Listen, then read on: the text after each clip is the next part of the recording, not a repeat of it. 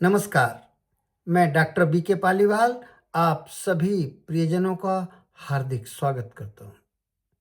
आज का चुना हुआ सेल्फ हेल्प लेसन है हैप्पी लाइफ के लिए वैज्ञानिक और आध्यात्मिक सूत्र क्या है? अभ्यास और डिटैचमेंट। इसमें सनातन साहित्य और आधुनिक मनोविज्ञान दोनों ही सहमत हैं। सबसे ज्यादा दुख की स्थिति का स्मरण करते हुए जब अर्जुन बहुत दुखी था तब उसने प्रश्न पूछा था पूर्णावतार भगवान श्री कृष्ण से, चंचलम ही मनः कृष्णा प्रमाथि बलभद्रणम तस्याहम निग्रहम मन्ये वायु ऋषु दुष्करम। हे केशव, आप जितनी योगाभ्यास इत्यादि की बातें आपने मुझे बताई, ये मुझे कुछ भी समझ में नहीं आई। मेरा मन बहुत चंचल है, हठीला है और बहुत शक्तिशाली है। इसका निग्रह या इसको बस में करना इतना कठिन है कि वायुमंडल की पूरी हवा को नियंत्रित करने जैसा है। बहुत दुस्तर कार्य है। तो पूर्णावतार भगवान श्री कृष्ण ही इसका उत्तर दे सकते थे, उन्होंने दिया भी।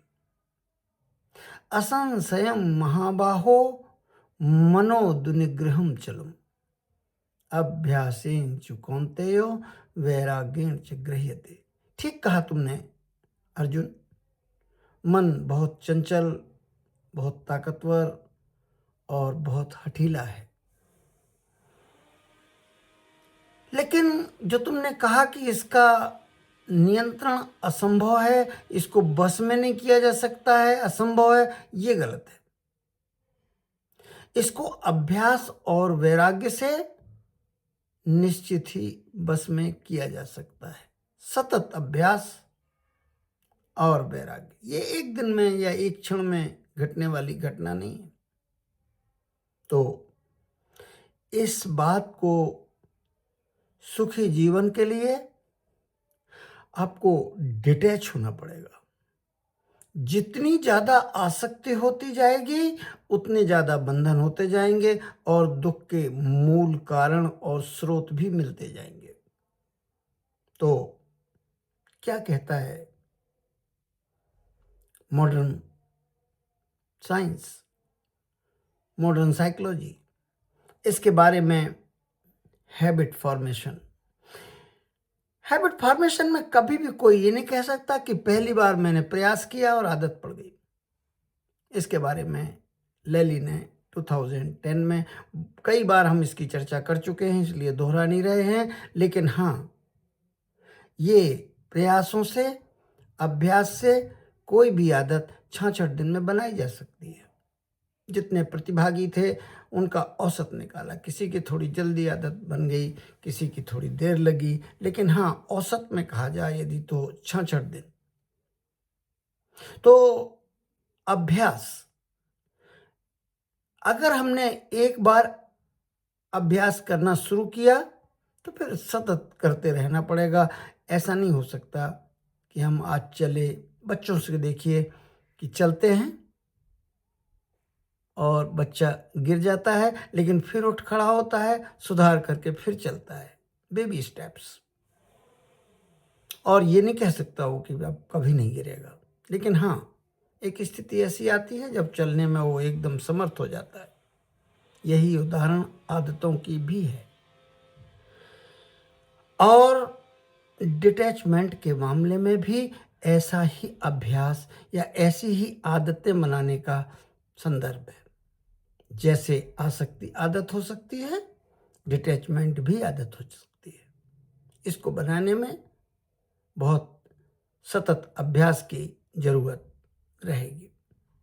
एक स्टडी बताती है कि डोपामिन एक्सपेक्टेशन ट्रैप, जितनी हाई एक्सपेक्टेशंस होंगी आप परिणाम जितने अच्छे उम्मीद करते होंगे, और अगर उसके अनुरूप ना आए तो डोपामीन क्रैश, और डोपामीन क्रैश से आपका मोटिवेशन जाता रहता है, या विषाद शुरू होता है, तनाव शुरू होता है, अवसाद शुरू होता है। यही तो मूल कारण है। तो सुखी जीवन के लिए अभ्यास और वैराग्य, ये 2 सूत्र सनातन साहित्य ने भी बताए हैं और आधुनिक मनोविज्ञान ने भी। सफल वही होता है जो अभ्यास लगातार करता है, छोड़ नहीं देता है। लेकिन साधारण जन अभ्यास शुरू करते हैं पर ये बीच बीच में टूट जाता है। और वैराग्य की बात तो क्षणिक रह जाती है और हम उसमें लंबे समय तक टिक नहीं पाते हैं। बौद्धिक ज्ञान भला किसको नहीं है कि डिटैचमेंट नहीं होगा तो दुख नहीं होगा, लेकिन ये बौद्धिक ज्ञान की बातें हैं। बौद्धिक ज्ञान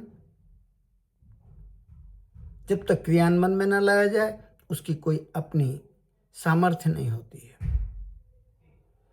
यदि आपको वीडियो अच्छा लगा हो तो कृपा करके इस चैनल को सब्सक्राइब करें, लाइक करें, सुनें और सुनाएं। मैं ऐसे वीडियो प्रतिदिन सेल्फ हेल्प रिसर्च इनसाइट में पोस्ट करता हूं।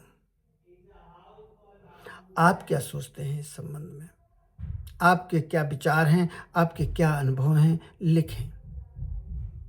धन्यवाद, धन्यवाद, बहुत बहुत धन्यवाद।